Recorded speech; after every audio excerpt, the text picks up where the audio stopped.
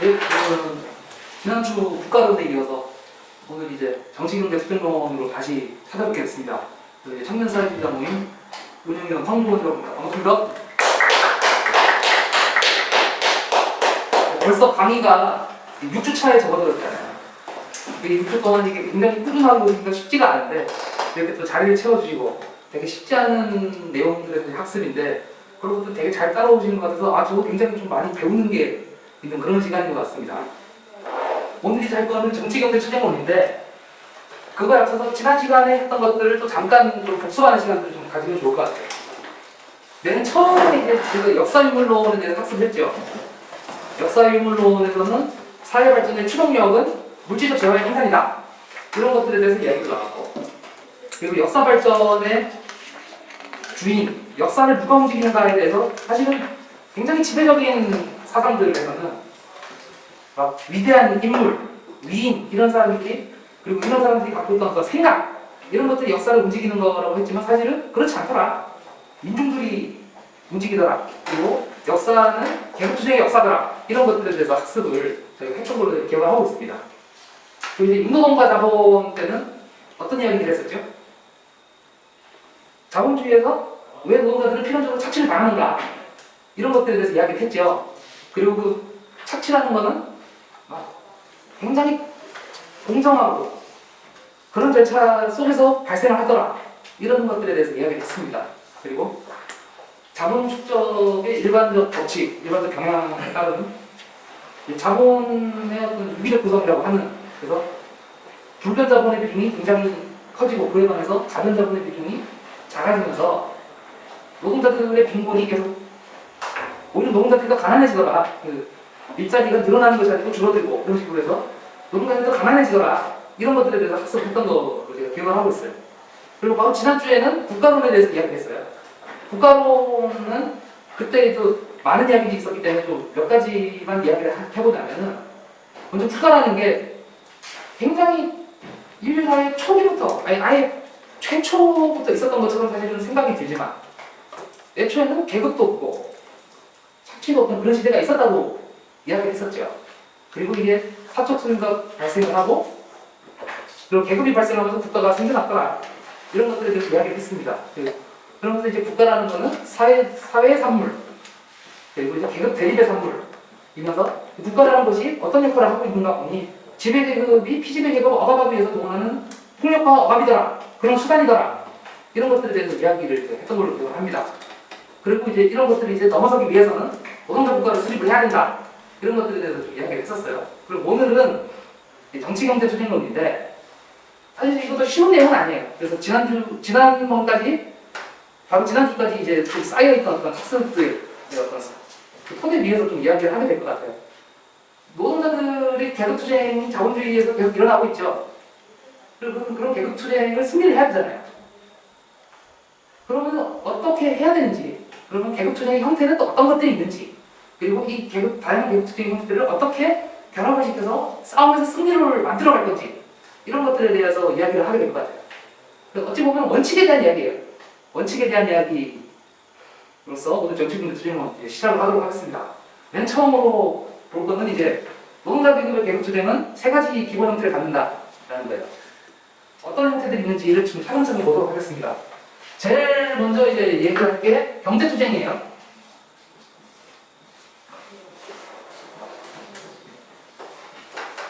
이 경제투쟁은 정의가 노동자들의 노동조건, 그리고 생활조건을 개선하기 위해서 하는 투쟁들이에요. 우리가 가장 많이 잠시만 이거는 좀 판서를 하고 이야기를 이어가겠습니다.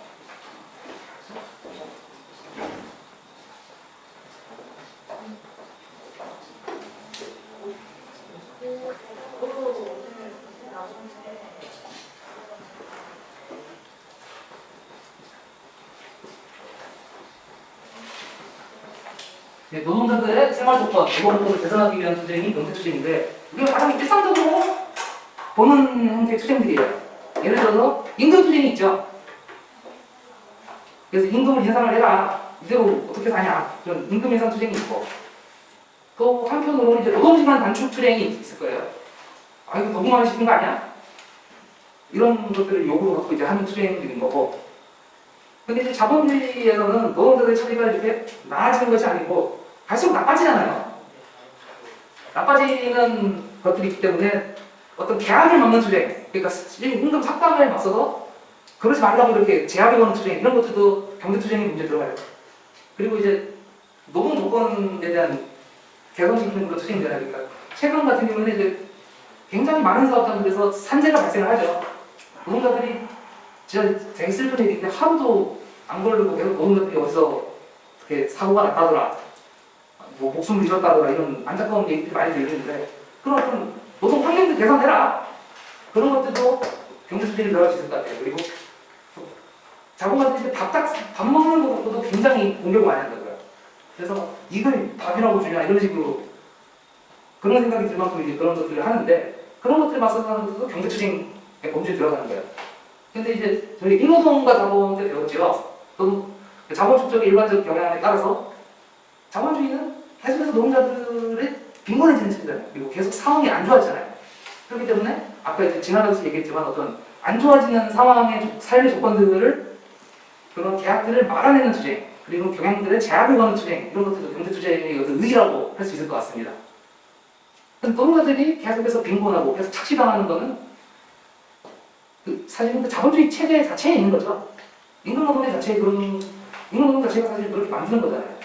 그러니까 예컨대 이제 폐병을 예를 들면은 이 폐병 자체가 문제인 건데, 이 경제투쟁은 물론 굉장히 중요한 의의가 있지만은 그 기침에 와서 좀 비유를 하자면 폐병 자체를 없애는 투쟁이라기보다는 기침을 좀 막게 하는 그런 성격을 좀 가지고 있어요. 그래서 어떤 착취의 원인이 아니라 결과에 대한 투쟁, 이런 것들이 되는 거고, 또 경제투쟁이 막 그렇게 이루어지다 보면 노동자들이 자본주의를 뒤집어 엎어야겠다 이런 생각이 자동으로 생기는 건 아니에요.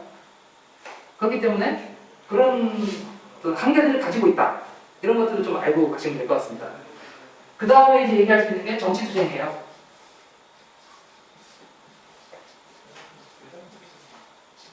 정치투쟁은 좀 넓은 의미로 보면은 자본과 국가의 어떤 정부에 맞서서 투쟁을 하는 것들을 다 이제 정치투쟁이라고 볼 수 있어요. 예컨대 이제 노동운동이 막 강해지고 이런 거 보면은 탄압이 들어오지 않겠어요? 굉장히 탄압의 사례들은 역사에서 많이 찾아볼 수 있잖아요.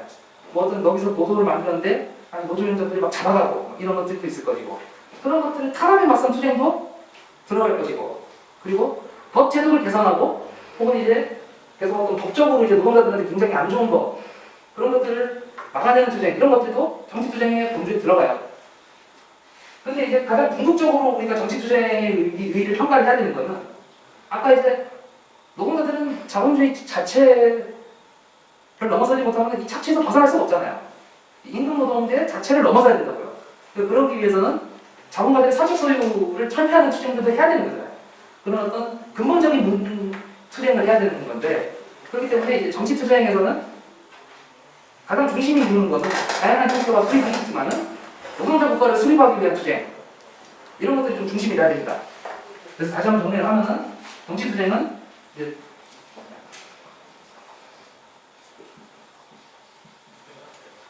정부 맞선 투쟁이라고 볼 수 있고, 이게 중심을 이루어야 되는 것은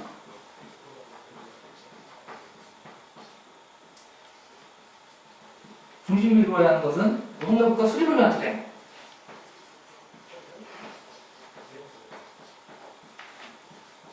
이렇게 얘기를 하면, 이렇게 정리를 하면 될 것 같습니다. 근데 이제 노동자 국가를 수립해야겠다, 자본주의를 넘어서야겠다, 이런 의식이 자연스럽게 생기는 건 아니에요. 그래서 이게 굉장히 저희를 굉장히 좀 목적 의식적으로 좀 이렇게 얘기를 해야 된다는 게 오늘 강의의 사실 핵심 주제입니다. 그리고 이제 또 다른 이제 투쟁의 형태가 이데올로기 투쟁이에요.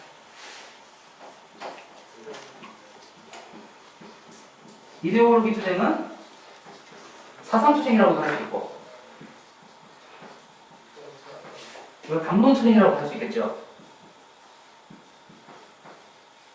이것이 원본이, 자본가들은 계속 자기들이 좀 지배를 유지해야 되잖아요. 그래야지 계속 노동자들에서 그 착취를 할 수 있고, 그래야지 자기들이 살 수 있거든요.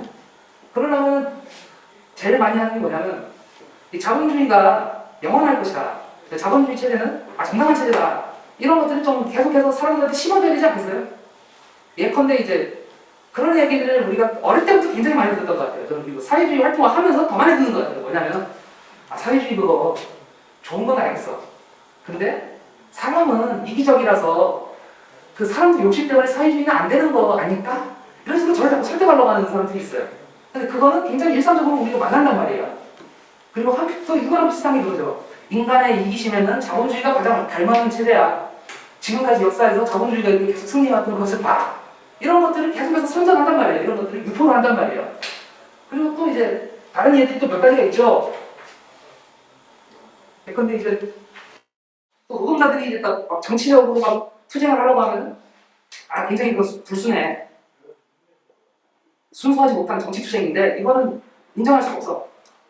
이런 이야기도 굉장히 무진장한단 말이에요. 이런 것들을 당신들 헛소리하지 마 이렇게 좀 이런 이데올로기들을 좀 분쇄하고 이게 왜 틀렸는지를 좀 폭로하는 투쟁을 해야 되지 않겠어요? 그리고 또 자본주의에서는 이제 그 무신성이라는 게 있잖아요. 무신성이라는 게 있어서 착취인데 사실은 착취가 아닌 것처럼 보이게 하는 것들이 있잖아요. 이거는 이제 다른 인노동과정도 얘기를 했을 거지만 뭐 그럴 거예요. 그러면은 이제 무신성을 좀 깨는, 그리고 왜 자본주의가 틀려먹었는지, 왜 자본주의에서 노동자들은 착취 나갈 수밖에 없는지 이런 것들을 계속해서 좀 폭로하고 분쇄하는 투쟁이 필요한 거예요. 그리고 이런 것들이 제대로 이루어지지 않으면은 이 부르주아들의 이데올로기, 자본가들의 이데올로기가 노동자들한테도 사실 유포가 되는 거잖아요. 그래서 자본주의는 계속 될 것이다. 자본주의는 그럼 고쳤으면 되는 거 아닐까? 이런 것들을 하게 만든단 말이에요. 이런 것들을 좀 분쇄하는 투쟁, 이런 투쟁들이 좀 잘 돼야 되는 거예요. 그리고 이거를 위해서는 학습이 굉장히 중요한 거예요.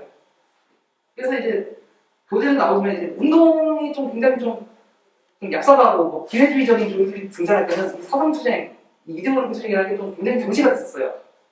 근데 반면에 노동자 투쟁이 굉장히 좀 활발하게 일어나고 그리고 굉장히 좀 활력 있게 일어날 때는 이 노동자들도 이 어떤 사상, 학습 이런 것들에 대한 목표가 굉장히 많았어요. 그러니까 사람이 눈빛이 막 날카 보면은 뭐 다 잘하는 경우들이 많잖아요. 그런 것처럼 이제 사상 투쟁이 굉장히 중요합니다. 그리고 이 세 가지 투쟁, 오늘은 이제 정치경제 투쟁론이기 때문에 이제 요거에 대해서 더 자세하게 얘기는 안 하겠지만은 요 세 가지 투쟁은 같이 이렇게 계속 상호적으로 이렇게 가야지 투쟁에서 노동자들이 승리를 할 수 있다. 이런 것들은 좀 말씀을 드리겠습니다. 그러면은 정년의 노동자들의 계급 투쟁은 경제 투쟁과 정치 투쟁, 이데올로기 투쟁이 있다. 이 세 가지 투쟁의 형태들은 계속해서 서로를 이렇게 상호작용하면서 같이 이렇게 상승시켜 나가야 된다. 이런 것들이 좀 필요할 것 같아요. 그래서 이제 이데올로기 투쟁이 잘 되면은 노동자들이 이제 의식이 바뀌겠죠. 그러니까 그러면 이제 좀 세상을 바꿀 수 있는 날이 더 빨라질 수도 있겠죠. 그런 것들에 대해서 일단 말씀을 좀 드리겠습니다. 그러면은 이제 이런 투쟁의 형태들을 잘 봤어요. 그리고 특히 경제 투쟁과 정치 투쟁을 굉장히 잘 결합을 해야 된다. 올바르게 결합을 해야 된다. 이런 것들에 대해서 얘기하면은 그거 당연한 거 아닌가? 그거 하면 되는 거 아니야? 이렇게 얘기하기 굉장히 쉬운데 현실의 투쟁들에서는 그런 것들이 나오는 경우가 좀 그렇게 막 정치 투쟁으로 막 이렇게 막 확산되고 이런 투쟁들이 많지는 않아요. 예컨대 자본가들하고 막 굉장히 전투적으로 싸우는 투쟁들이 있는데 거기서도 막 누구 사장 나와!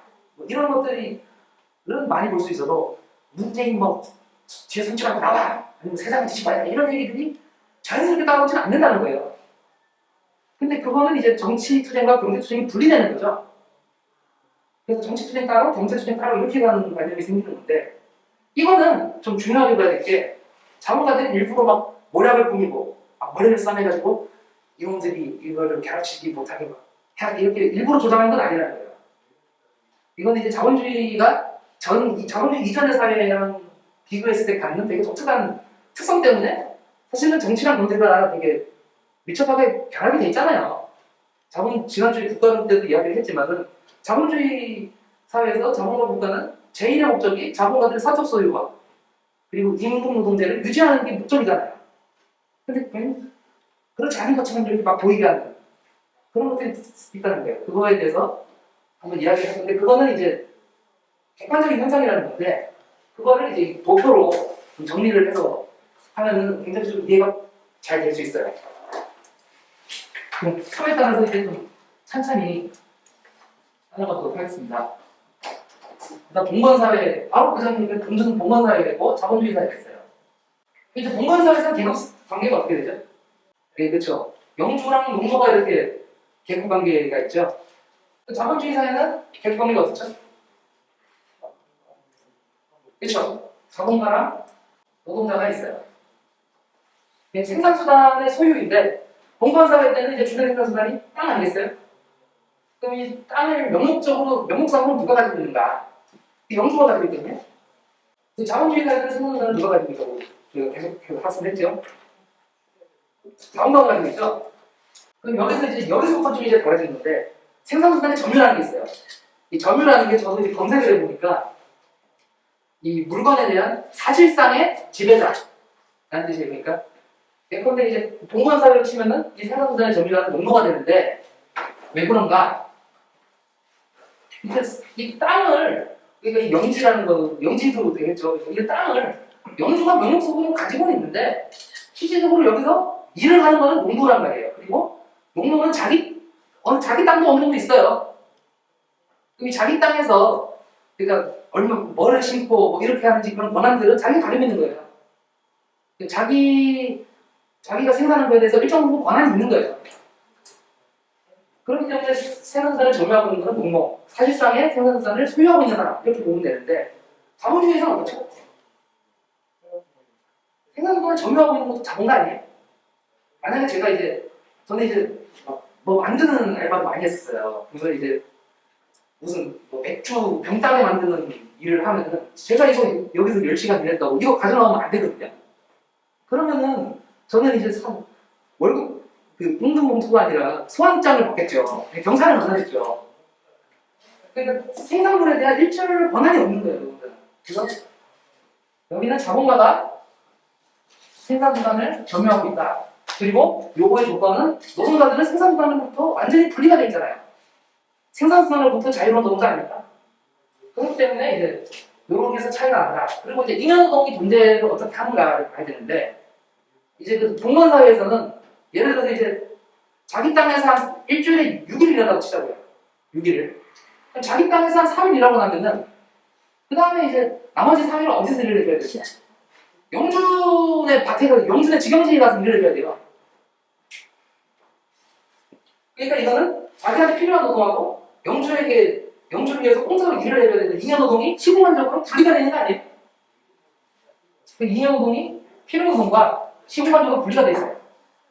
근데 그럼 여기서 한번 얘기를 해보자고요. 만약에 제가 농무라고 치면 저는 이제 어떤 다른 강제가 없다면 사실 이 영주 땅에서 3일 일해줄 이유가 없는 거잖아요.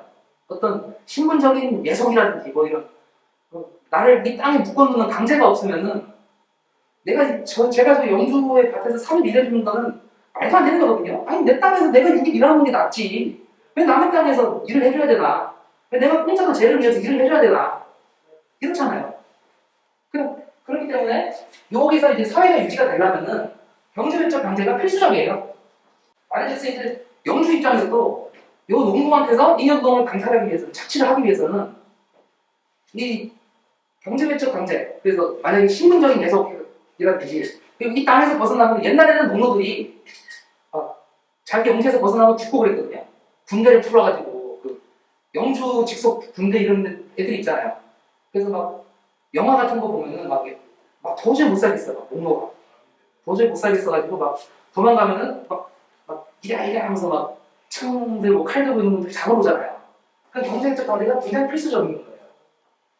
그리고 이거가 되려면은 근데 폭력으로만 뜨면 안 돼요. 그래서 인격적인 관계는 어떤 형태를 띠느냐? 신분적 예속.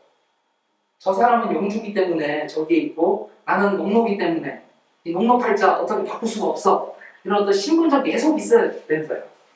그리고 이거를 뒷받침하는 거는 신의 섭리가 제일 이때는 합리적이지 않겠어요?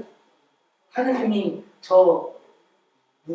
윌리엄 공작은 영주도 갖고 나는 농노를 갖기 때문에 내가 이렇게 살아야 돼. 이런 종교 이데올로기가 굉장히 주요하게 작용을 한다. 이런 것들을 좀 볼 수 있을 것 같은데 다시 자본주의 사회로 한번 넘어가보자고요. 자본주의 사회에서는 잉여노동하고 필요노동이 눈에 보이게 분리가 되나요? 우리가 이제 그 학습을 통해서 이제 잉여노동을 노동자들이 착취당한다 이런 거는 알 수는 있어도 내가 막상 또 일을 하러 가서 막 만약에 8시간을 막 물리센터에서 일을 한다 쳐요. 그럼 여기서 어디까지가 내 필요노동이고 어디까지가 내 잉여노동이고 이거를 알 수는 없잖아요. 그냥 이거 옮기는 데 바쁘지 어떻게 알아요?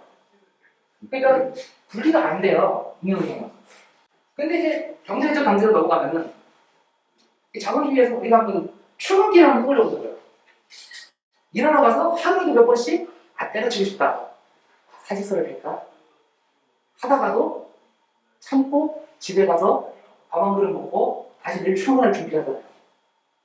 그거는 뭐가 제일 크게 작용했어요?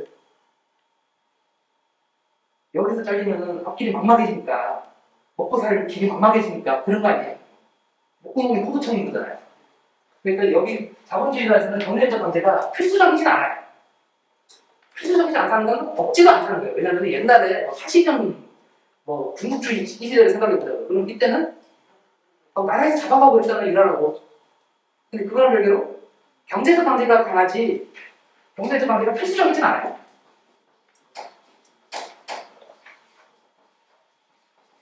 않다. 그러면 인격 관계로 넘어가면은 우리가 근로계약서를 쓰지 않습니까? 어쨌든 그런 대단히 대등한 관계에서 계약을 맺는 거거든요. 외관상. 그러니까 본질적으로는 사실 착취랑 피착취 관계인 거를 우리가 학습을 통해서 알 수 있지만은 이 계약서만 보면 이게 착취 피착취 관계인지 안 나오잖아요. 그냥 나 노동자인 나 그리고 사장인 다 노동자인 이렇게만 나오지 계약서만 해서 아무것도 안 나오잖아요. 그리고 외관상 계약 관계다. 대등한 계약 관계다. 이렇게 드러나요.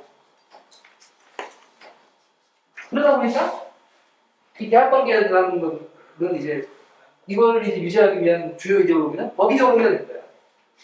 이거에 대해서는 다른 기회에 얘기를 더 할 수 있을 것 같아요. 그럼 이제 여기까지 정리를 하고 이제 정치 경제의 통일로 넘어가야 돼요. 그러면 여기서는 이제 정치랑 경제가 문화사에서는 굉장히 밀접하게 직접적으로 붙어서 나타나요. 그래서 예를 들어서 이제 또 이때는 또 영주들이 또 법관으로 또 행세를 많이 했었으니까 그리고 이 동네 지배자잖아요. 그래서 옛날에는 이제 농노들이 반란을 일으키면은 굉장히 막 근처에 들풀 번지듯이 막 일어나는 것도 있고 또 영국에서 한번 농노 반란이 크게 있었다 그래요. 그럼 이 사람들이 이제 영주가 자꾸 내놓으라고 하니까 열받아가지고 막 몰려갔는데 그러면서 이제 내건 누구가 농노제 못하겠다 농노제 없애라 그리고 고관대장들 처형해라 이런 얘기까지 간단 말이에요. 이건 이제 정치랑 경제가 굉장히 직접적으로 통일해서 나타난다. 그리고 이거는 이제 경제적 강제가 필수이기 때문에 더 그렇게 되는 거죠. 반면에 자본주의 사회에서는 정치랑 경제가 굉장히 이제 본질적으로는 밀접하게 연결되어 있다는 걸 우리가 계속해서 학습을 통해서 알잖아요. 국가론 같은 수업들을 통해서 알게 되는데 외관상 분리되어 있는 것처럼 나타나는 거예요. 출근 안 한다고 경찰이 출동하고 이런 식은 안 된다고. 그래서 외관상 분리되어 나타나는 거고 이거는 이제 어쨌든 자본주의 사회에서 정치랑 경제가 분리되는 어떤 객관적인 어떤 허구적인 분리지만 굉장히 객관적으로 나타나는 거다. 이런 것들을 좀 이제 염두에 두시면 될 것 같아요. 그러면 이제 정치랑 경제가 분리가 되고 그걸 통해서 정치 투쟁과 경제 투쟁이 분리가 될 거 아니에요? 그러면은 누구한테 좋을까? 이거를 한번 생각을 해봐야 되는데 자본가들한테 굉장히 좋지 않겠어요? 왜 그런가? 그런 것들 좀 봐야 되는데 앞서 말했듯이 이거는 자본가들이 이제 일부러 이렇게 막 한 건 아니지만은 이런 것들을 계속 조장하고 유포하는 이데올로기들을 만들어내고 계속해서 풀려요. 선전을 해요. 그래서 대표적으로 이제 만약에 민주노 쪽에서 총파업을 한다. 그래서 거기서 무슨 요구가 있다면 노동자들이 힘든 건 알겠는데 너무 정치적으로 간다. 민주노 쪽이 언제부터 정치화가 됐냐. 이런 이야기를 많이 해요. 그리고 이게 또 일정 부분 먹히는 것 같기도 해요. 그러니까 우리가 이런 거 바꿔도 돼. 이런 얘기를 노동자들도 하게 되는 경우도 있다는 거예요. 그렇게 근데 이런 것들이 어떤 효과를 가지고 있냐면은 어찌됐든 이제 노동자들이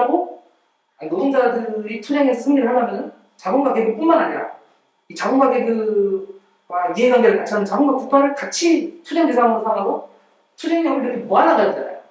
자본주의 자체를 때려엎고 막 자본주의 자체를 뒤집자 이런 투쟁으로 가야 되는 거예요. 그러니까 우리 개발 여기만의 문제가 아니고 이 체제 자체가 그렇고 이런 걸 위해서는 노동자들이 권력을 잡아야 된다 이런 생각까지 이렇게 뻗어나가야 되는데 그렇지 못하도록 하는 거예요. 그러면은 이 투쟁의 구도에서 자본가계는 굉장히 유리한 위치를 점하게 되는 거잖아요. 그래서 이제 그리고 이제 한편으로는 이제 국가도 어떻게 나오느냐면 이제 굉장히 큰 투쟁이 이제 막 나와요. 그러면 이제 국가에서 처음에 어떤 이야기를 많이 하냐면 보사관은 자율이 원칙이다 이런 얘기도 하지만은 또 한편은 저는 이게 되게 가증스러울 때가 있는 게 어떤 되게 큰 투쟁이 벌어진다. 그래서 파업이 되게 크게 벌어진다면 그래서 막 사회적으로 막 현안이 되니까 입장을 내긴 내는데 뭐라고 하냐면 원만한 합의 해결을 바란다. 마치 남인 것처럼 이렇게 얘기를 한단 말이에요. 그리고 그러면서 국가는 어떻게 자기를 드러나게 하느냐면 사회 위에 있는 굉장히 중립적인 어떤 갈등의 조정자 이런 것처럼 이제 하는 거예요. 근데 그렇게 되면은 투쟁들이 계속 분리가 되는 거예요. 그러면서 이제 계급 투쟁이라는 것이 굉장히 좀 전면적으로 막 올라가는 상승하는 이런 것들을 결과적으로 막는 효과가 있는 거죠. 그러니까 자본가들이 계속 이런 것들을 조장을 하는 거예요. 그리고 그렇다고 또 국가가 개입을 또 안 하는 건 아니에요. 진짜로 막 큰 투쟁이 있고 이렇게 하면은 예를 들어서 쌍용자동차 투쟁이 이제 교재에는 많이 나오는데 쌍용자동차 굉장히 사실은 거의 야만적이라고 할 수 있는 그런 진압을 했잖아요. 이런 것도 보세요. 그렇게 얘기했잖아요. 그래서 실제로는 굉장히 자본가 계급의 편이라는 것을 노골적으로 보여줬지만 굉장히 뭐 중립적이지만은 개입할 수 있지 않을 수 없었다 뭐 이런 사회의 어떤 분란을 더 방지할 수 없었다 뭐 이런 식으로 포장을 할 수 있게 된다는 거예요. 그런 것들을 자본가 계급이 그래서 이게 정치랑 경제의 이 허구적인 분리를 조금 더 조장이라고 하면 정확한 건 아니고 이 이데올로기를 계속해서 확대 재생산을 한다. 그걸 통해서 자기들이 얻은 지배를 계속해서 영속화시키려고 한다. 이런 것들을 좀 강조를 드리고 싶습니다. 그러면은 싸움의 관점에서 보면은 쟤들이 싫어하는 거 우리가 해야 되지 않겠어요? 그러면은 지금 오늘의 주제에서는 그게 뭐라고 할 수 있겠어요? 정치 투쟁과 경제 투쟁을 계속 분리시키려고 하니까 이걸 통일시켜야 되지 않겠어요? 그러기 위해서 좀 노력을 해야 된다. 그러니까 정치랑 경제가 분리되는 것은 자본주의에서 드러나고 있어요. 자본주의 체제 자체가 그렇게 만들고 있으니까 이런 것들을 의식적으로 학습이라든지 이런 것들을 통해서 변화를 시켜야 된다. 이런 것들을 좀 이야기를 해야 돼요. 이게 오늘의 아까도 말씀드린 핵심 주제입니다. 그래서 이것들을 어떻게 하면 올바르게 변화할 수 있는가 그런 것들에 대해서 좀 말씀을 드리겠습니다. 일단 맨 처음에는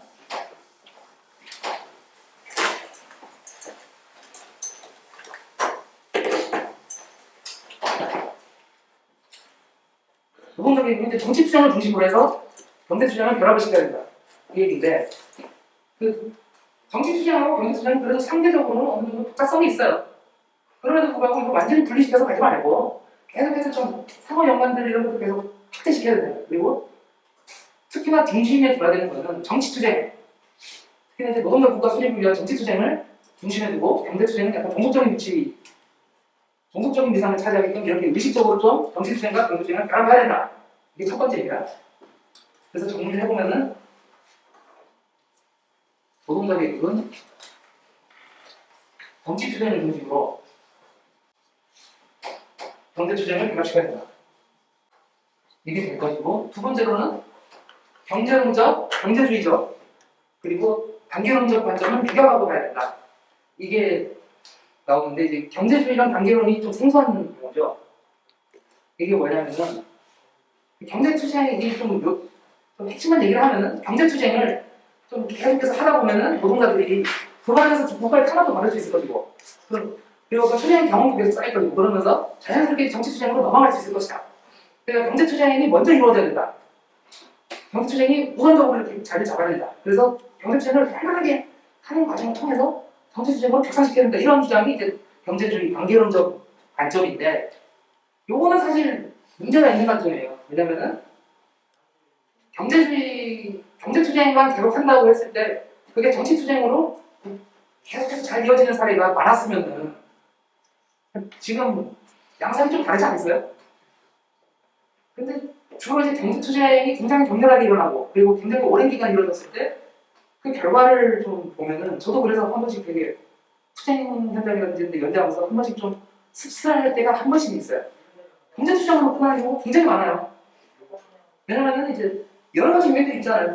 정치랑 경제를 부딪히는 요인들이 있고 불신성이라는 것도 존재를 해서 착취가 아닌 것처럼 보이게 하는 이런 것들이 존재를 하고 그 때문에 이거를 좀 의식적으로 넘어서지 않으면은 경제투쟁에서 머무르면서 끝나버리는 경우가 굉장히 많아요. 그런데 경제투쟁 한 번씩 이제 그런 생각이 자본가도 사실 가만히 있지는 않잖아요. 그래서 경제투쟁이 막 활발하게 일어나면 한 번씩 자본가들이 막 어마어마한 자기가 결단 아닌 결단을 내리죠. 아, 강성동들 때문에 사업을 못하겠네. 이래가지고 해외로 공장 이상하는 경우도 많아요. 그래서 그러다 보니까 투쟁이 더 어려워지고 이런 경우들이 굉장히 많거든요. 그래서 정치투쟁 그리고 그거는 정치투쟁으로 또 이어지느냐? 그것도 아니라는 거예요. 그래서 그런 문제점이 일단 있고 그리고 또 다른 이야기가 뭐냐면은 경제투쟁을 열심히 하면 노동자들이 정치투쟁을 할 것이라는 거는 노동자들이 지금 가속화가는 아니에요. 그러니까 예를 들어서 밖으로 투쟁을 열심히 하다 보면 된다 이런 관점이 될 수도 있는 건데 노동자들도 이 세상에서 살면서 이 세상의 부당한 것들 잘못 돌아가고 있구나 이런 것들을 보잖아요. 그리고 그거에 대해서 떨쳐서 일어나는 경우들이 있잖아요. 그러니까 정치투쟁이라는 거는 그러니까 경제투쟁이 쌓여서 되는 게 아니고 굉장히 다양한 방법에서 폭발하는 거잖아요. 예를 들어서 이제 세월호 투쟁 때도 노동자들이 많이 싸웠잖아요. 이거 아니다. 이런 식으로 싸웠었고 그런 경우들이 사실 많단 말이에요. 그래서 노동자들이 마치 이제 눈앞에 있는 이 경제적인 어떤 요구들만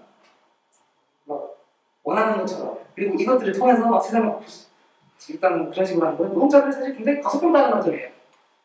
그래서 이런 관점들을 좀 배격을 해야 된다. 이런 것들을 좀 말씀드리고 싶습니다. 그래서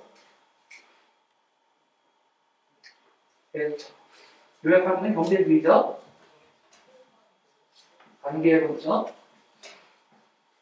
관점은 배격을 한다. 이렇게 볼 수 있을 것이고 그 다음에 이제 역사적으로 어쨌든 검증된 것도 있어요. 왜냐하면 노동자들이 정치투쟁과 경제투쟁은 계속해서 서로를 상호 연관시키면서 계속해서 서로 발전을 해나간다는 거예요. 그건 역사적으로 검증됐다는 거예요. 그러니까 그거를 잘 보여주는 게 제가 자료를 나눠드렸죠.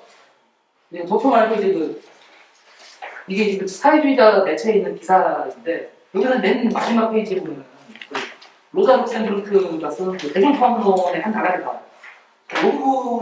이 부분을 굉장히 잘 얘기해 주고 있거든요. 요거를 오랜만에 오신 선사님한테 읽어보세요. 거기 쪽에 이게 맨 마지막에 모든 중요한 정치적 대중운동은 여기 봐봐. 이거죠. 모든 중요한 정치적 대중행동은 결정에 가까우고 나서는 일련의 경제적 대중파업들을 만든다.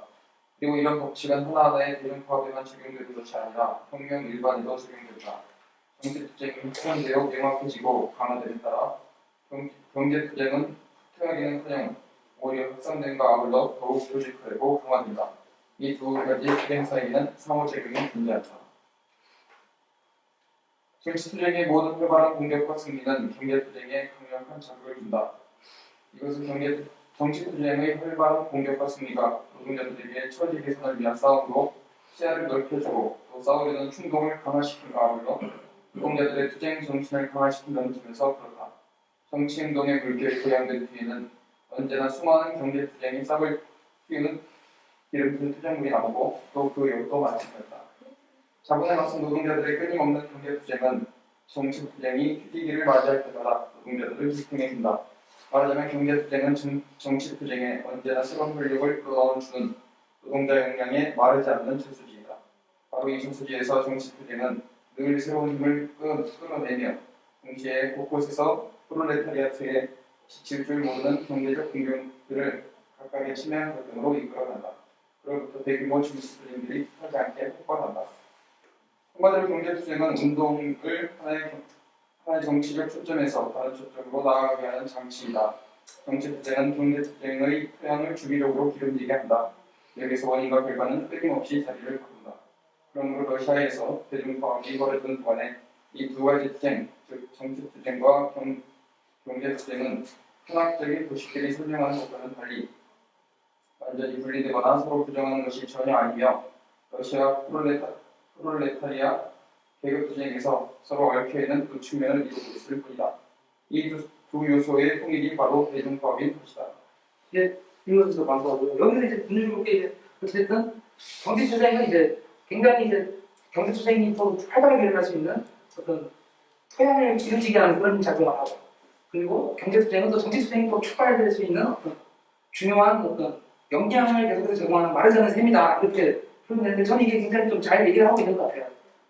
실제로 또 예를 볼 수 있는 게 사실은 또 가장 비근한 예로 굉장히 큰 정치투쟁이 우리가 기억하는 게 뭐가 있죠?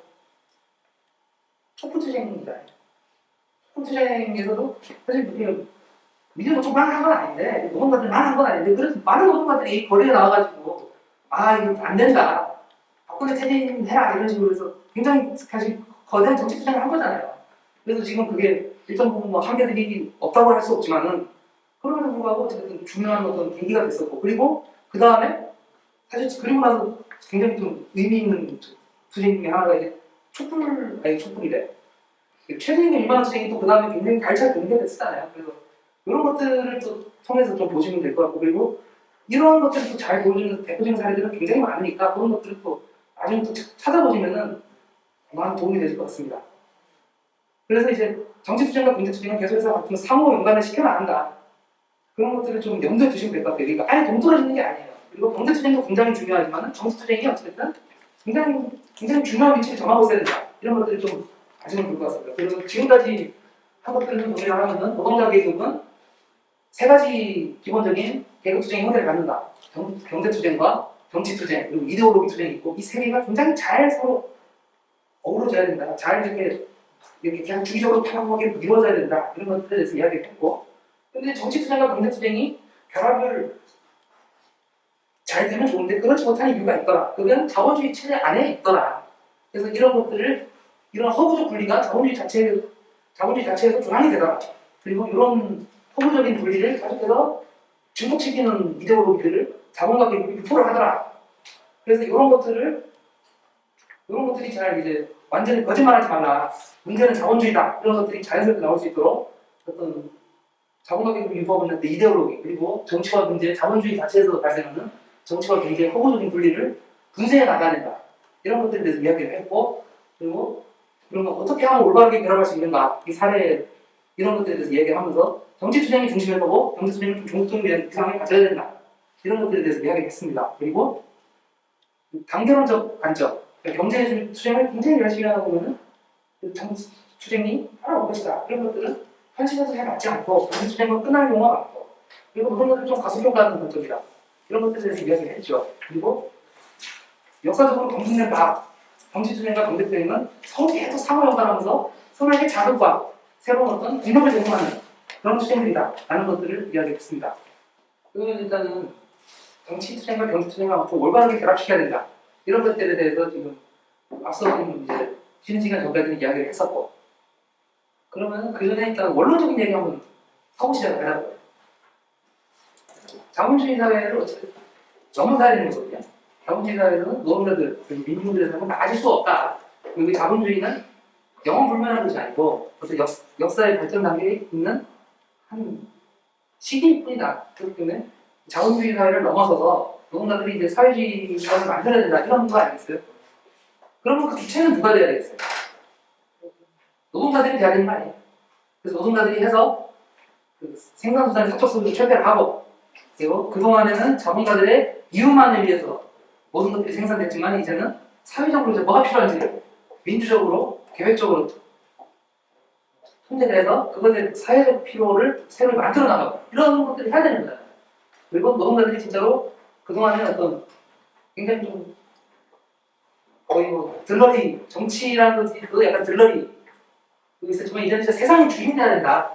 노동자들이 세상의 주인이다. 이런 어떤 좀 원론적인 얘기잖아요. 그러면 이제 그리고 그런 것들을 잘하기 위해서 사실 정치 투쟁과 경제 투쟁을 잘 결합시켜야 된다 이런 얘기를 지금 하고 있는 거잖아요. 근데 이제 그러면 잘 해야 된다는 건 알겠는데 어떻게 해야 되냐 이런 것들에 대해서 얘기를 하면은 왜 제가 농담삼아 전전에 얘기했어요. 교사 중에 제일 좋은 교사는 영어 교사, 국어 교사도 아니고 반면 교사다. 반면 교사가 최고의 교사다. 그러니까 잘못된 사례들을 좀 보면서 우리는 제대로 된 길이 어떤 길인지를 좀 볼 필요가 있는 거예요. 그래서 좀 잘못된 정치경제 투쟁관에 대해서 좀 이야기를 하도록 하겠습니다. 첫 번째는 뭐냐면요. 첫 번째는 이제 정치 투쟁과 경제 투쟁을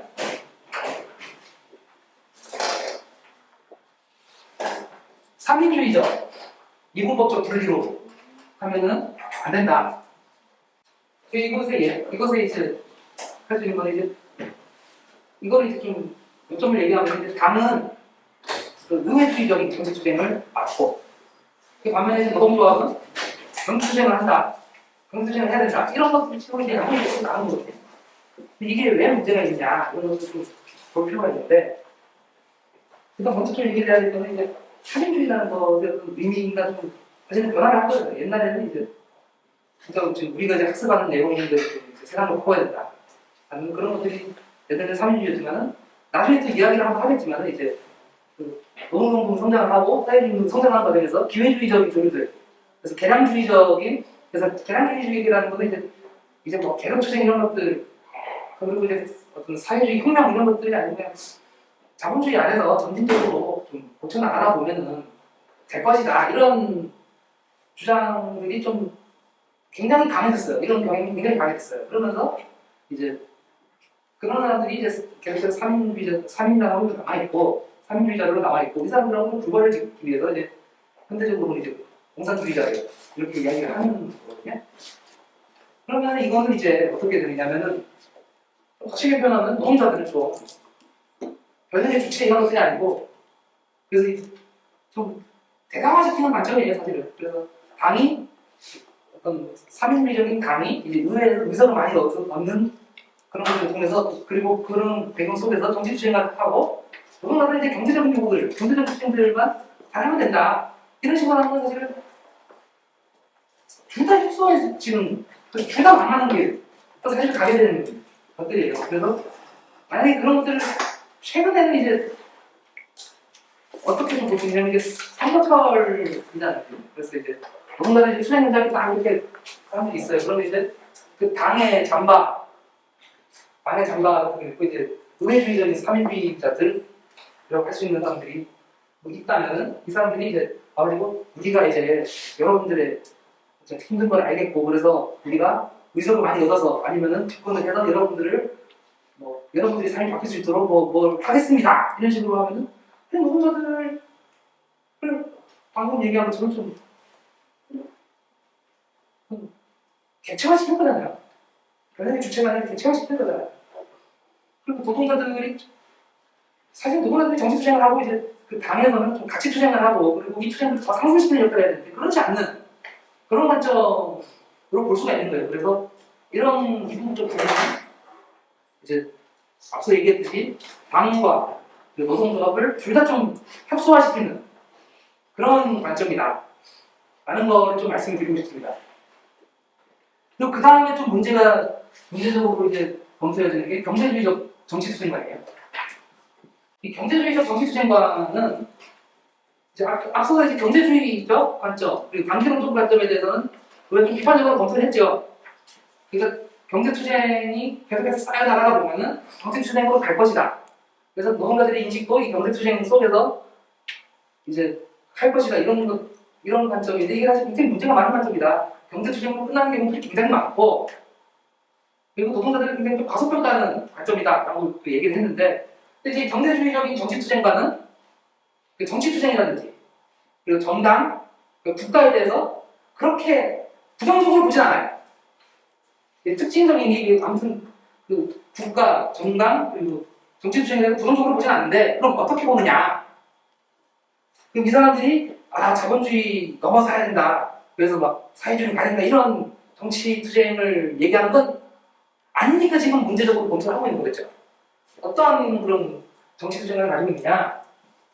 종합주의적인 정치 수행관이에요.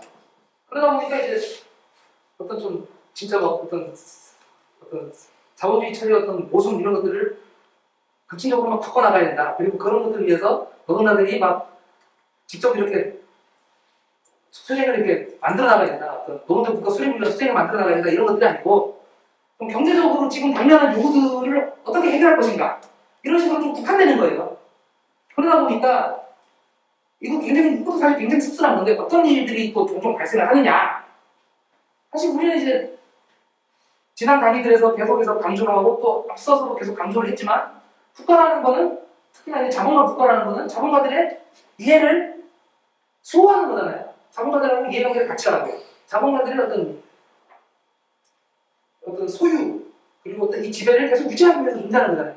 그런데도 불구하고 그리고 이제 어떤 투쟁들이 있으면 이걸 좀 굉장히 정리를 하려고 하는 그런 존재가 국가인데 그러다 이런 협소한 이제 정치 투쟁을 하다 보니까 역설적으로 좀 진짜로 우리한 지금 당면한 요구들을 해결할 수 있는 어떤 힘이 있거나 아니면 어떤 중간에서 타협점을 잡아줄 수 있는 그런 정치 세력들한테도 더 손을 좀 내밀게 되는 그런 상황들이 좀 발생을 하는 거예요.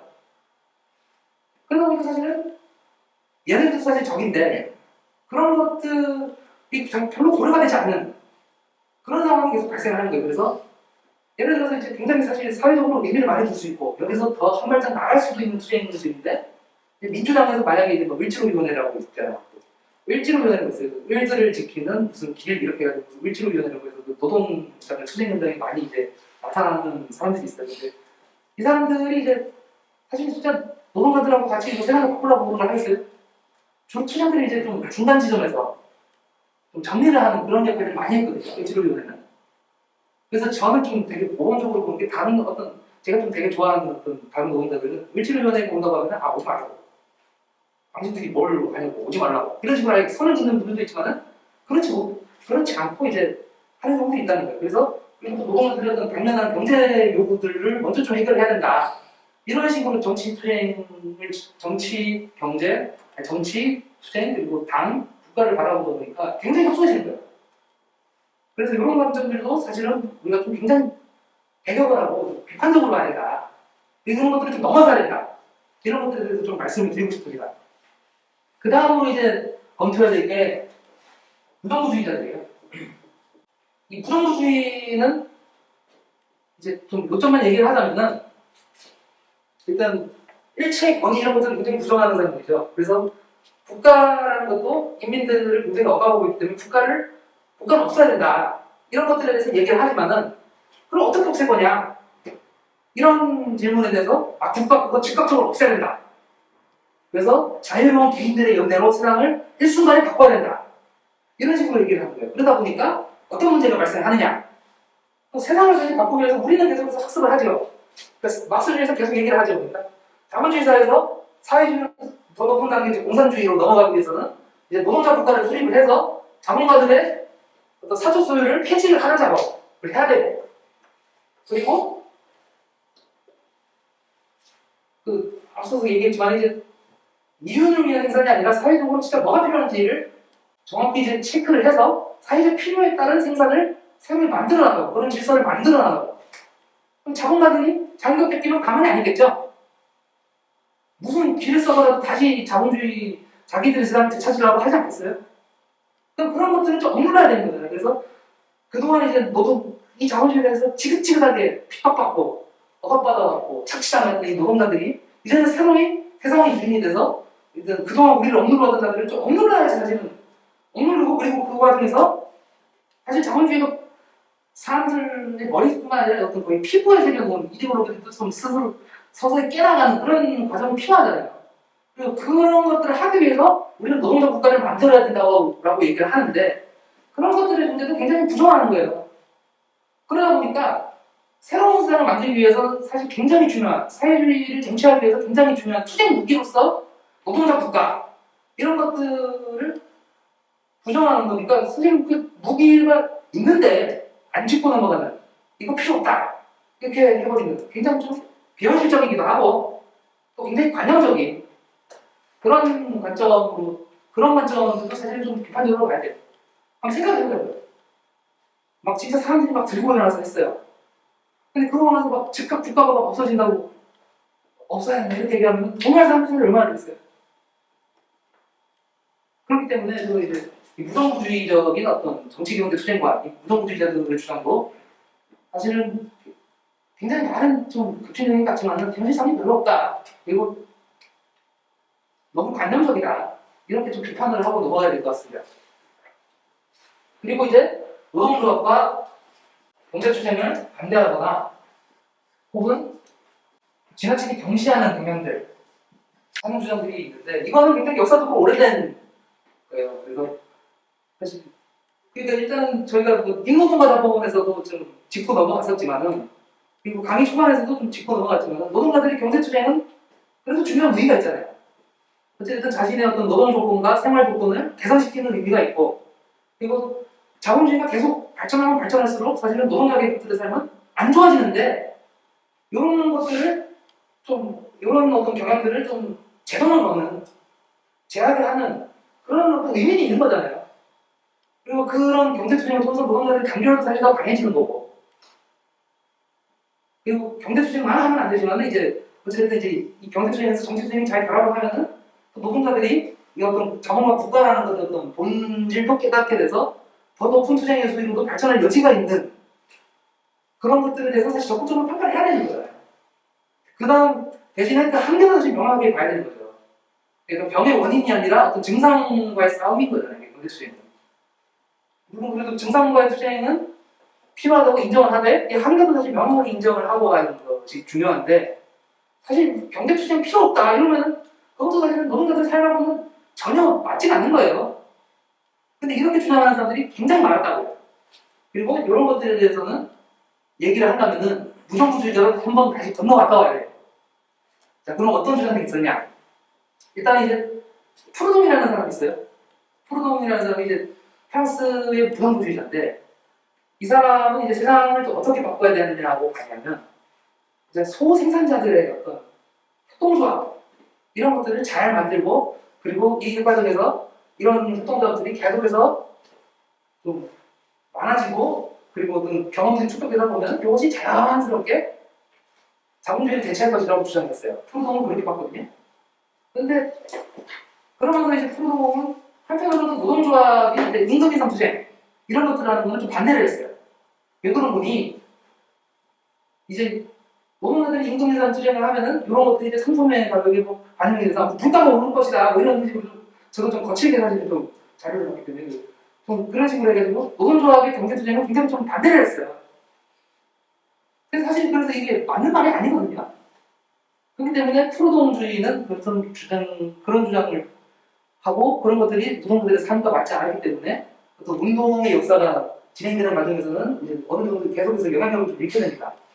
그리고 또 다른 무정부주의자로 유명한 사람이 바쿠닌이 있죠. 바쿠닌이라는 사람은 또 독특해요. 노동조합의 존재 자신을 인정을 해요. 아주 반대하지 않아요. 근데 바쿠닌 같은 경우는 노동조합을 어떤 것으로 봤느냐?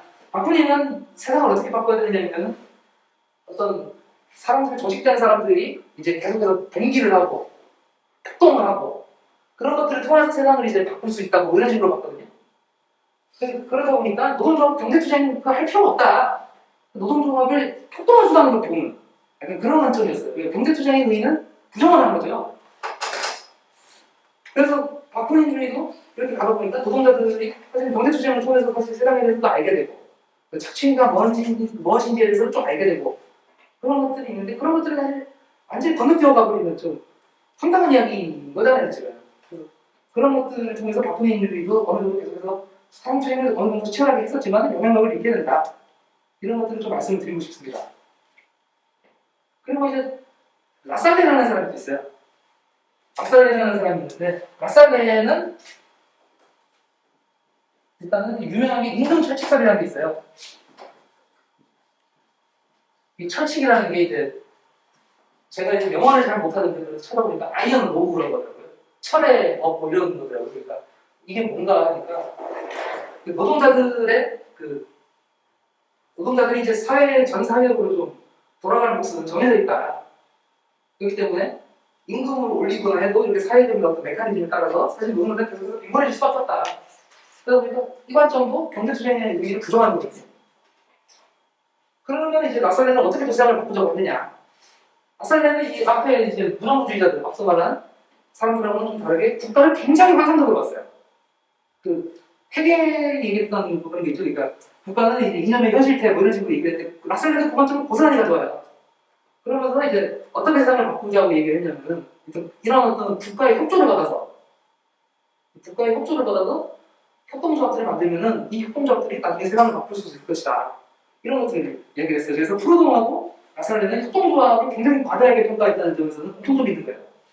그런데 이제 경제투쟁을 부정하는 관점이다 보니까 노동자들은 일상적으로 투쟁할 필요가 없다는 거예요. 세상을 바꾸기 위해서는. 근데 이건 뭐가 문제가 있냐면 어쨌든 이제 경제투쟁을 통해서 노동자들이 계속해서 경제를 해나가고 그리고 거기서 투쟁도 키워나가고 그리고 자기 삶이 조금은 계속해서 어느 정도 개선을 해나가야죠. 아니고 그러지 않고 개선이 안 되더라도 나빠지는 거나 어좀 더 막아야 되죠. 그런 어떤 일상적 요구에서 출발하는 그런 투쟁들. 예컨대 이런 것도 이제 최소방령이라고 얘기를 합니다. 자본주의 틀을 넘어서지 않지만은 어쨌든 투쟁통을 통해서 만들어나갈 수 있는 쟁취를 해나갈 수 있는 그런 것들과 그리고 이제 자본주의 자체를 뛰어넘는 사적 소유를 철폐하고 그리고 이제 생산의 새로운 조직을 해나가고 그리고 임금노동 자체를 없애버리고 그런 어떤 자본주의 틀 자체를 넘어서는 요구 이거는 이제 최대방령이라고 얘기를 많이 하거든요. 요 두 가지 투쟁들 사이에 어떤 사실은 변칙법적으로 사실 굉장히 서로 통일이 돼야 되는 거예요. 그래서 이게 두 개가 계속해서 맞물리면서 이제 투쟁력을 만들어 나가는 게 사실 맞는 건데 이런 것들을 안 하다 보니까 결국에는 노동자는 현실에서 맞지 않고 그리고 너무 좀 붕 떠버리는 현실에서 붕 떠버리는 그런 관점이었던 거죠. 그래서 이 두 가지 영향들은 이제 노동자들이 계급투쟁의 역사 속에서 서서히 도태를 하게 됩니다. 그래서 그리고 이런 것들은 굉장히 좀 그래서 현실에서 많이 떨어져 있었던 거죠. 그리고 그 다음에 이제 볼게 아나코 샌디칼리즘이라는 게 있어요. 이게 샌디칼이라는 게 이제 조합 이런 뜻이라고 하더라고요. 그리고 이제 앞에 아나코가 없었잖아요. 아나코는 무슨 뜻이겠어요? 무정부주의자는 우리가 주로 아나키스트라고 얘기 많이 하잖아요. 그럼 여기 아나코가 붙었고 뒤에 샌디칼리즘이 붙었으면 좀 직선적으로 보면 너무 무슨 뜻이겠어요? 무정부적 조합주의라고 좀 거칠게 해석을 하면 될 것 같아요. 이 아나코 샌디칼리즘이라는 또 조류가 있고 이것도 좀 경계해서 봐야 되는 건데 이 아나코 샌디칼리즘이 어떻게 형성이 됐는가 이 사람들이 어떻게 좀 나왔는가를 좀 사실 역사적으로 좀 볼 필요가 있어요. 이거는 이제 노동운동사의 역사로 넘어가는데 일단은 사회주의, 그 과학적 사회주의, 박스주의라는 거는 그 노동자들 계급투쟁의 역사 속에서 나온 거죠. 그리고 그런 어떤 사상들 그리고 이제 운동들의 성과로 이제 이게 인터내셔널이라는 국제 조직의 창설로 이어지고 이 인터내셔널이 굉장히 사회적으로 세계적으로 큰 역할을 많이 합니다. 그런데 이제 이 인터내셔널이 이제 그러면서 이제 인터내셔널이 이제 하다가 이 인터내셔널로 넘어와요. 요거에 대해서는 더 자세한 내용은 이제 다른 교재 다른 부분이라든지 그래서 또 있고 또 이런 것들에 대해서도 나중에 들을 기회가 있으실 거예요. 그래서 그때를 위해서 너무 자세하게 얘기하지 않겠습니다. 제2 인터내셔널로 넘어오게 됩니다. 제2 인터내셔널의 특징이 뭐냐? 일단은 좀 사상투쟁들이 굉장히 치열하게 전개가 됐잖아요. 사상투쟁들이 굉장히 치열하게 전개가 돼서 박푸민주의, 프로동주의 이런 그리고 라살레주의 이런 사상들하고 굉장히 치열하게 그때 치열한 투쟁 끝에 막스주의가 이 시기에는 이제 주도적인 사상으로 자리매김을 해요. 그리고 이제 제2 인터내셔널 시기에는 그 노동자들의 어떤 운동들도 굉장히 좀 비약적으로 성장을 하는 상태고 그리고 주요 구성원들 중에서는 이제 어떤 여러 나라들의 좀 대중적인 사회주의 정당들도 여기에 많이 구성이 되어 있어요. 그러니까 운동의 질적, 양적 확대가 좀 많이 된 상황인데 한편으로는 그런 경우도 있는 거예요. 좀 기회주의적이고 좀 개량적인 조류들이 이때부터 조금씩 올라오기 시작해요. 그래서 예를 들어서 이제 프랑스 같은 데서는 가능주의파다. 이 가능주의파는 포시빌리티들이라고 얘기를 하는데 왜 가능주의인가 하니까 이제 자본주의 안에서 할 수 있는 것들을 하자. 이러면서 이제 가능주의파거든요. 이런 사람들도 서서히 대두가 되고 그리고 독일 같은 영국 같은 경우는 그때는 이미 제국주의 거의 이거 아닙니까? 영국이 굉장히 좀 제국주의로 굉장히 유명한 나라인데 그래서 이제 식민지 민중들한테서 이제 수탈하고 착취해온 초과 이윤들이 있을 거 아니에요. 그래서 이제 어떤 노동자 중에서도 좀 많은 부분들을 좀 이제 포섭을 하는 그런 상황들도 좀 생기고 그리고 독일 같은 경우에서는 이제 3인당이 그 당시 3인당이 이제 비합 정당이긴 했는데 어떻게 하다 보니까 이제 계속해서 투쟁을 하면서 대중들 지지를 좀 얻고 있는 상황이었는데 거기서 이제 베른슈타인이라는 사람이 이제 사회주의의 재문제들이라는 책을 냈는데 거기서 이제 주장하는 게 뭐냐 이제 19세기 자본주의 역사를 보니까 이거 자본주의가 붕괴되진 않을 것 같다. 그러면서 어떤 원칙법적 방법 이런 것도 좀 폐기를 하고 그리고 사회주의 정당은 이제 사회주의 혁명을 위한 어떤 정당이 아니라 자본주의에서 점진적인 개량을 해나가는 그런 성격을 가져야 된다. 민주적인 사회주의 개량 정당으로 가야 된다. 이런 주장을 하게 돼요. 근데 그래도 이제 어떤 정당의 어떤 결의안이라든지 이런 것들에서 그래도 기각은 돼요. 그래도 앞서지고 준 사상이긴 하니까. 근데 적극적으로 단절을 해나가지 않는 거죠. 근데 이제 우리가 이제 일상에서 좀 접할 수 있는 비근한 예가 뭐냐면 이제 잡초를 확실하게 안 치려면은 이게 계속 번져요. 그런 것처럼 이제 이 어떤 기회주의자들하고 확실하게 단절을 안 하고 확실하게 정리를 안 해버리니까 이게 계속 사실은 방황하려는 거예요.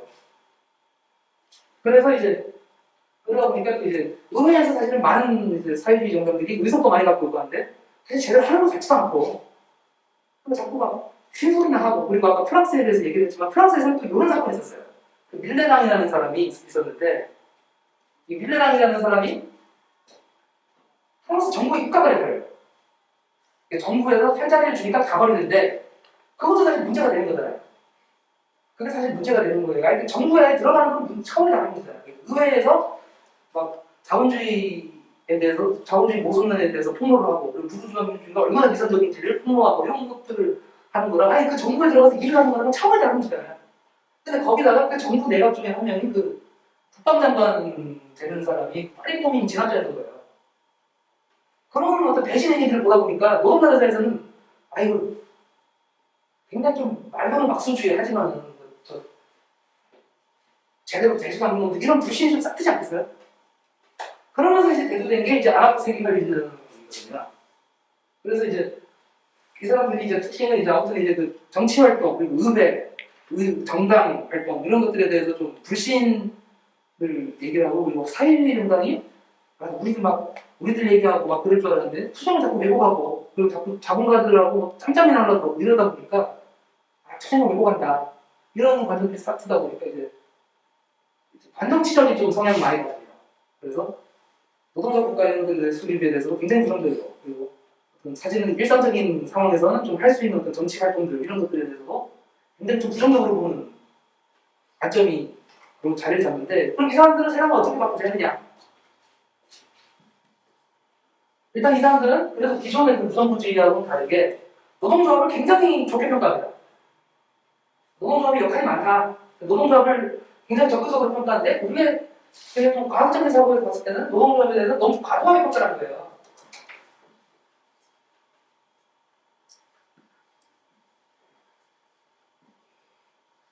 그럼 어떻게 과도하게 평가를 했냐 보니까 사회를 바꾸려면 이 자본주의를 넘어서려면 노동조합이 혁명적인 노동조합이 총파업을 일거해서 세상을 뒤집어야 된다. 이게 총파업들을 통해서 세상을 뒤집어야 되고 그럼 미래 사회를 어떻게 누가 관리할 거냐? 노동자 국가에서 이렇게 노동자들이 직접 이렇게 할 거냐? 그게 아니고 이제 노동조합이 아까 이제 총파업에서 주역했던 혁명적 노동조합들이 이제 어떤 그 분배와 생산의 어떤 관리 기구로서 자리를 잡아야 된다. 이런 주장을 한 거죠.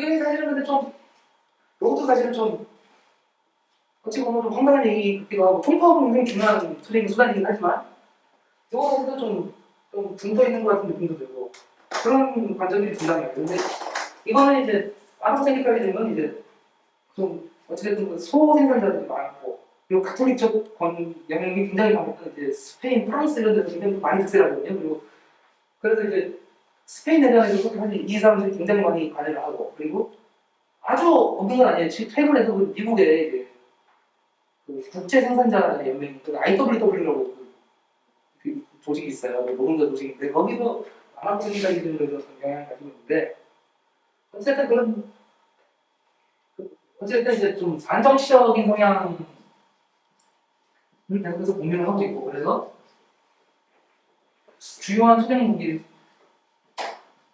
무기들 중에 사실 하나만 굉장히 과도하게 평가하고 나머지는 좀 버리는 그런 관점입니다.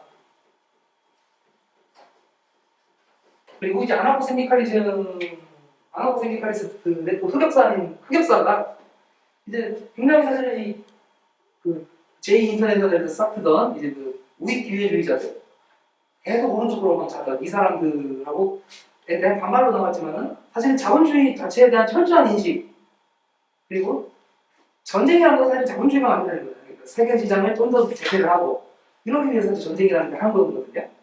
그래서 그리고 제국주의가 계속 그렇게 해서 나온 거 아닙니까? 근데 이 제국주의 전쟁에 대한 철저한 인식을 하지를 못한 거예요. 그러다 보니까 이제 이 시기에 제일 대표적인 제국주의 전쟁 중에 하나가 1차 세계대전 아닙니까? 그래서 처음에는 이제 1차 세계대전이 막 발발하기 전 아니면 뭐 그런 시기에 이제 우리 피해자 세계가 막 말도 없고 그냥 이제 자국 수호 전쟁 이렇게 해가지고 막 전쟁에 참석하는데 이 사람들이 이제 안 하고 세계까지 있었던 이제 전쟁 반대는 처음에는 했었으나 어느 순간 전쟁 참석 쪽으로 좀 돌아가 버렸다. 이런 이제 역사가 있는 거예요. 그리고 이제 그럼에도 불구하고 좀 이제 이 아나토 세미칼리스트들이 우익 기회자들하고 좀 차이가 있는 게 이 사람들은 그래도 나중에 우익 기회자들은 계속 이제 타락을 거듭하면서 결국에는 완전 자본가들이 앞자리가 돼버렸는데 이 사람들은 그래도 나중에는 좀 일부 아직 전투성을 잃지 않았던 이 사람들이 이제 과학적 사회주의자들하고 좀 손을 잡고 이제 제3인터내셔널의 참석에 함께하게 된다. 이런 역사적인 차이는 있어요. 어쨌든 이제 아나토 세미칼리스트들은 반청기적인 성향을 가지고 있었고 총파업 그리고 혁명적 노동조합의 힘 이런 것들을 좀 많이 지나치게 강조했다. 이런 것들에 대해서 좀 얘기하고 있어요. 그래서 할 수 있는 정치적인 활동들은 사실 하면서 나가야 되는 거고 그리고 이 과정들을 통해서 노동자들을 사실 더 많은 노동자들을 굉장히 극진화시키고 그러니까 눈빛이 달라지게 해야 되는 거예요. 자본주의 세상에서 살면서 굉장히 힘들어 거의 막 동태눈처럼 이렇게 되어가고 있는 이런 분을 세상을 바꿀 수 있는 어떤 이글이글거리는 그런 눈으로 바꿀 수 있는 그런 작업들을 안 한 거죠. 그래서 어떤 싸움을 굉장히 전투적으로 하지만 어떤 뭐 이제 자본주의 자체에 대한 철저한 인식에는 도달하지 못했기 때문에 정치 투쟁을 같이 결합시키는 작업들을 안 했다. 이런 것들이 좀 아나토 세미칼리스트들을 좀 볼 때 우리가 평가할 수 있는 내용인 것 같습니다. 그럼 한국에서는 좀 어떤가? 좀 이제 마지막으로 하면서 좀 넘어가야 될 것 같은데 한국에는 사실 저도 이제 어쩌다가 이제 투쟁 현장들에 가서 이제 이야기를 들어보곤 하면은 본인은 이제 아나토 세미칼리스트라고 하시는 분은 없어요. 그리고 이제 사회주의 진보 활동을 하시는 분들 중에서도 이제 아나토 세미칼리스트라고 얘기하시는 분은 없어요. 자기가 이런 자임하는 사람은 없는데 그러면 이제 그리고 이분들이 이제 정치적인 어떤 정치 투쟁의 중요성 그리고 의회 혁명적인 관점에서 사회주의적 관점에서 의회 활동 이런 것들에 대해서 필요하다고 말씀하시는데 정말 그런 것들을 했던가? 그리고 투쟁에 결합하는 과정에 있어서 노동자들한테서 계속해서 어떤 정치적 의식들을 좀 끌어올리는 작업들을 했던가? 이런 것들을 생각하면 사실 저는 잘 모르겠어요. 그러니까 투쟁이 마무리되면은 다들 고생은 하시고 그랬는데 이제 정치 투쟁과 경제 투쟁이 굉장히 긴밀하게 결합이 돼서 노동자들의 눈빛이 달라지고 그리고 문제는 자본주의다 이런 얘기들이 굉장히 자연스럽게 나와야 되는데 그렇게 된 경우는 없는 것 같아요. 그러니까 투쟁이 굉장히 전투적으로 결합을 하셔서 굉장히 진짜 헌신적으로 투쟁을 하시지만 그렇지 어떤 근본적인 어떤 변화들을 만들어내던가 그런 것들에 대해서는 좀 다시 한번 생각을 좀 해봐야 된다. 그래서 사실 노동자들이 변혁의 주체고 이 세상을 바꾸는 사회주의 혁명의 주체고 그러면 노동자들은 생각을 바꿔야 되는 거죠. 노동자들이 좀 더 의식화 시켜나가고 노동자 계급에 그래서 투쟁에 있어서 노동자 계급에 그 의식이 성장하는 걸 염두에 두고 투쟁을 해야 되거든요. 근데 그렇던가 생각하면 좀 고개를 절레절레 하게 되는 그런 안타까움이 있는 거예요. 그래서 이런 관점들을 좀 극복을 해나가야 된다. 이런 것들을 좀 이제 말씀을 드리고 싶습니다. 그럼 이제 강의를 이제 정리를 할 텐데요. 전체적으로 다시 한번 요약을 해보자고요. 노동자들의 대부 투쟁에는 세 가지 형태가 있다. 첫 번째, 노동자들의 생활 조건이나 노동 조건을 개선시키기 위해서 하는 경제 투쟁이 있고, 이 경제 투쟁은 그 자본주의가 계속 발전하면서 사실 노동자들의 삶 조건은 더욱 악화되는데 이러한 경향에 제약을 거는 그런 의미가 있다. 그럼에도 불구하고 어떤 착취의 원인이 아닌 결과에 맞서 투쟁이기 때문에 또 한계가 있다. 그리고 경제 투쟁을 계속 경제 투쟁만을 계속 하다 보면은 그것이 정치 투쟁으로 이어지는 것도 아니더라. 이런 이야기들을 했었고, 정치 투쟁은 이제 자본과 정부를 투쟁 대상으로 삼는 정치 투쟁을 이제 넓은 의미에서 다 정치 투쟁이라고 하는데, 이제 가장 중요한 중심에서 되는 거는 이제 노동력들을 수입하기 위한 정치 투쟁, 것이 이제 정치 투쟁의 어떤 가장 중심을 이루어야 된다. 그리고 이데올로기 투쟁은 자본가들은 계속해서 자기들의 지배를 유지하고 자본주의는 영원한 것이다. 자본주의가 인간한테 가장 맞는 체제다. 이런 것들을 하려고 하고 노동자들이 의식을 성장하는 것을 굉장히 계속 막으려고 하는 이데올로기를 유포를 하는데 그런 것들을 통로하고 계속해서 분쇄해 나가는 투쟁이 필요하다. 그리고 그거는 이론적인 사상적인 기반을 갖고 사상 투쟁을 해야 되는 거다. 이런 것 그게 이제 이데올로기 투쟁이라고 말씀을 드렸고 이 세 가지 투쟁의 형태들은 계속해서 서로를 이제 북돋아 나가면서 이렇게 가야 되는 그리고 그런 것들을 통해서 노동자들의 의식을 계속해서 성장시켜 나가야 되는 이런 것들에 대해서 이야기를 했었죠.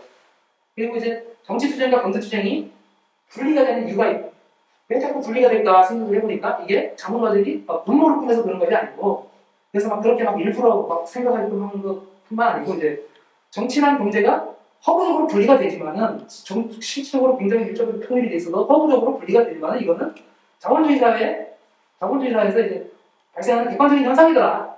그래서 이런 것들을 의식적으로 좀 깨나가는 투쟁을 해야 된다.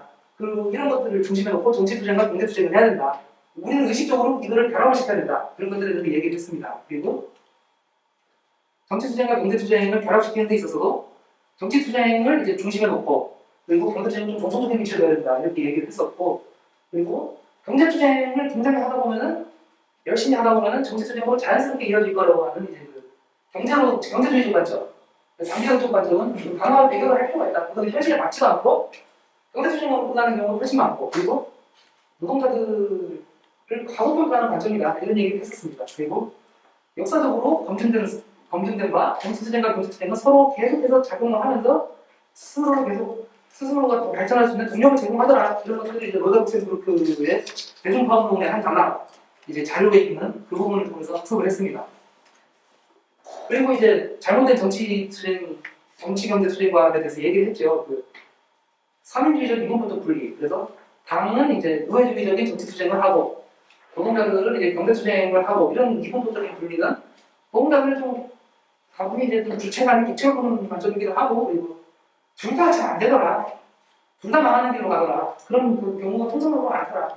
거의 바로 그렇게 가더라. 이런 얘기를 했었습니다. 그리고 경제주의적 관점으로 경제주의적 정치 투쟁과도 당과 정당 그리고 정치 투쟁에 대해서 부정하지는 않지만 종합주의적인 정치로 계속 비교이 되기 때문에 대국 투쟁을 좀 협소화시키더라. 이런 거에 대해서 이야기를 했습니다. 그리고 이제 부정부주의적인 정치 투쟁과는 이제 좀 관념적이더라. 국가의 즉각적인 패치 이런 것들을 좀 주장하는 굉장히 좀 관념적인 사상이더라. 그리고 이제 부정부주의에 이어서 경제 투쟁과 노동조합을 굉장히 반대하거나 경시하는 주장들. 예를 들어서 푸르동도 있었고 박풍린에 대해서 이야기를 했었고요. 그리고 아살레라는 사람에 대해서도 이야기를 했었는데 그 사람들이 이제 노동자들이 경제 투쟁 이런 것들이 필요 없고 협동조합으로 대체를 하든지 세상을 아니면 일거에 어떤 폭동을 일으켜서 다른 세상을 바꾸든지 이런 주장을 했지만은 이런 과정들은 노동자들의 일상적인 요구 그리고 이제 궁극적인 궁극적으로 해야 될 요구, 이 사이에 어떤 가교를 놓고 계속해서 결합시켜 나가는 그런 투쟁들의 중요성을 관계했기 때문에 운동의 역사에서 도태가 되더라. 이런 것들에 대해서 얘기를 했습니다. 그리고 그 다음으로 이제 마지막으로 이제 아나토 신디칼리즘에서 얘기를 했는데 이 경향은 이제 제2인터내셔널 이제 기회주의적인 정부가 계속해서 좀 강화되고 그런 과정에서 어떤 정치 투쟁 그리고 의회 정당의 것들에 대한 불신에서 좀 싹이 텄다. 그리고 이 사람들은 이제 과도하게 노동조합을 고평가하는 경향이 있고 총파업을 통해서 세상을 바꿀 수 있으며 이제 노동조합이 혁명적인 노동조합이 미래의 관리기구일 것이다 이렇게 이야기를 하였고 그렇게 그런 주장이 있지만 이거는 이제 바로 좀 반정치적인 성향들은 무정부주의에서 가져왔더라. 그래서 노동자 국가 수립이라든지 이런 것들에 대해서 좀 부정적이고 우리 정당이라든지 의회 투쟁 이런 것들에 대해서도 바로 좀 반대를 하는 그런 경향도 있었더라. 그리고 이런 것들 이런 말씀들이 현실적으로 좀 이것도 좀 투쟁을 좀 격상시키는 그런 투쟁들이 되지 못하는 것이다. 노동자들의 의식을 계속 높여나가는 그런 투쟁들은 계속해서 필요하다. 이런 것들을 그리고 이런 것들을 잘 해나가기 위해서는 좀 노동자 수립이라든지 이런 정치적인 요구들을 계속해서 좀 해나가야 된다. 이런 것들에 대해서 이야기를 했습니다. 그리고 한국의 사례에서도 본인이 이제 안 하고 스스로를 안 하고 생각하려고 이야기하시지 않지만 좀 다분히 실제 하시는 활동에 있어서는 반정치적인 활동들이 많았고 그리고 노동자들의 어떤 투쟁이 굉장히 정치적으로 결합을 하지만 노동자들의 의식을 성장시키는 그런 활동들이 되는지는 의문이다. 이런 것들에 대해서 이야기를 했습니다. 저는 이제 강의는 이 정도로 이제 마무리를 하고요.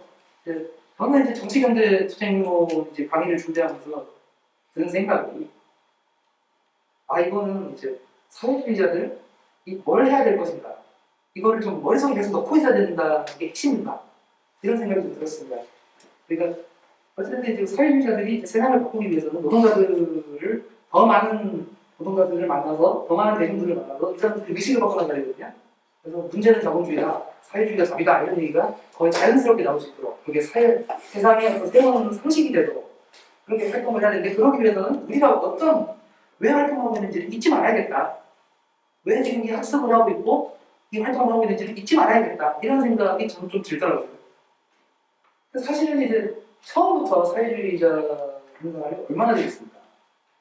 저도 그러니까 생각해보니까 불과 한 10년 전쯤에 이제 막 사회주의 책 같은 거 읽어가지고 취미로 본 적이 있었거든요. 그때는 좀 직접 회용식 이런 게 있어가지고 그거 이거 말을 멋있는 게 되겠나 이런 생각들을 굉장히 많이 했는데 저는 어떻게 좀 생각을 좀 고쳐보게 됐습니다. 근데 이제 삶의 어떤 경험 그런 것도 사실 중요하지만 또 사회주의를 이야기하는 분들이 굉장히 자신감 있게 얘기를 하시고 그거에 대해서 어떤 이론적인 근거와 기반이 탄탄하니까 저는 이게 진짜 길이구나 이게 진짜 가야 되는 길이구나 하는 게 좀 확 오더라고요.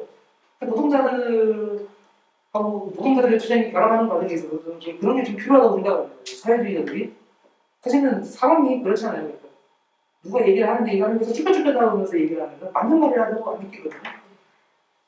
누가 그걸 믿겠어요. 그러니까 좀 자신감 있게 숨기지 말고 우리도 죄 짓는 거 아니잖아요. 그래서 숨기지 말고 되게 자신감 있게 대신에 그 자신감의 근거는 어떤 이론적인 탄탄함 그런 것들이 좀 돼야 되지 않나 하는 생각이 좀 들었습니다. 자본주의가 계속 거의 끝입니다. 그러니까 위태위태하다 이렇게 이야기를 하잖아요. 근데 자본주의가 사회주의자들이 막 명령을 받고 강화할 때까지 기다려주면서 망하진 않잖아요. 그러니까 그걸 위해서는 사회주의자들이 되게 좀 의식적으로 더 트렌드를 더 만들어 나가야 되는 거고 그리고 그 과정들을 통해서 노동자들을 더 만나야 되는 거고 그리고 그 과정들을 통해서 노동자들의 생각을 완전히 바꿔버려야 되는 거예요. 그러니까 우리가 이제 사회주의자가 되기 전에 겪었던 과정들 그리고 그에 관련했던 그 이데올로기들을 깨는 거를 같이 해야 되는 거예요. 그러니까 그거를 잊지 말자. 그리고 자신감 있게 이런 생각들을 갖고 어떤 흐름이 들어도 좀 풀고 나가자. 자신감을 갖자. 이게 좀 핵심이 아닌가 싶은 슬픈 생각이 듭니다. 이게 그러니까 계속 이제 반복해서 얘기를 하는 거죠. 어쨌든 자본주의는 이제 지금까지 우리를 이렇게 지긋지긋하게 그러는데 자본주의는 이제 얼마 못 갈 것 같아요. 그러니까 문제는 자본주의다. 사회주의가 답이다. 이런 것들을 용기를 갖고 자신감 있게 망설이지 말고 하자고요. 그리고 그 과정들을 통해서 세상을 좀 더 빨리 바꿔 나가더라고요. 저는 이제 누가 물어보더라고요. 아, 사회주의 활동하는데 너무 고되겠다. 근데 그게 될까? 이런 얘기를 하면은 한 명이 더 들어오면 더 빨라진다. 한 명의 사회주의자가 더 생기면은 그 한 명의 노동자들이 더 의식이 완전히 고양이 되면은 그 한 명 한 명이 하루씩 막 땡기는 거다. 이런 식으로 얘기를 많이 하거든요. 그러니까 사회주의자들은 이런 것들 더 만들어, 이런 사람들을 더 만들어나가야 돼요. 그리고 우리와 함께 할 수 있는 사람들을 더 만들어나가기 위해서 정치와 경제의 올바른 변화가 어떻게 해야 되는 것인지를 계속해서 고민을 하면서 나가야 되지 않나 하는 생각을 했습니다. 어쨌든 좀 긴 강의였을 수도 있는데요. 잘 따라와 주셔서 감사하고요. 쉽지 않은 내용인데도 앞선 강의들을 굉장히 좀 잘 소화를 하시기 때문에 그래도 아주 말썽말썽하지 않으실 거라고 생각이 듭니다. 아무튼 긴 시간 들어주시느라고 고생하셨고요. 아무튼 고생하셨습니다.